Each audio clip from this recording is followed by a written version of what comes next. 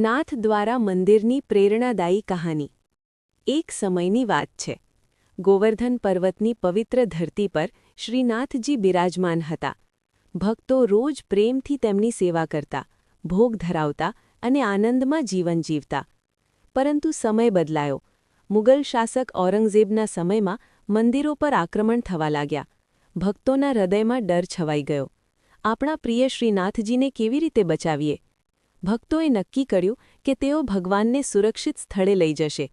એક રાત્રે અત્યંત ભક્તિ અને વિશ્વાસ સાથે શ્રીનાથજીની મૂર્તિને એક રથમાં બેસાડી યાત્રા શરૂ થઈ। કોઈને ખબર નહોતી કે અંતે ક્યાં પહોંચવાનું છે, બસ ભગવાન પર વિશ્વાસ હતો। દિવસો સુધી યાત્રા ચાલતી રહી। જ્યારે રથ નાથ દ્વારા નામના નાના ગામ નજીક પહોંચ્યો ત્યારે અચાનક કંઈક અદ્ભુત થયું। રથના પૈડા જમીનમાં ફસાઈ ગયા। ઘણા પ્રયત્નો કર્યા, ગામવાસીઓ આવ્યા, બળ લગાવ્યો, પરંતુ રથ 1 ઇંચ પણ આગળ ન વધ્યો। ભક્તો સમજી ગયા, આ તો કોઈ સામાન્ય ઘટના નથી, આ તો ભગવાનની ઈચ્છા છે। શ્રીનાથજી પોતે આ સ્થાન પસંદ કરી રહ્યા છે। ત્યાં જ ભક્તોએ નમન કર્યું અને કહ્યું, પ્રભુ, જ્યાં તમારી ઈચ્છા ત્યાં અમારું જીવન।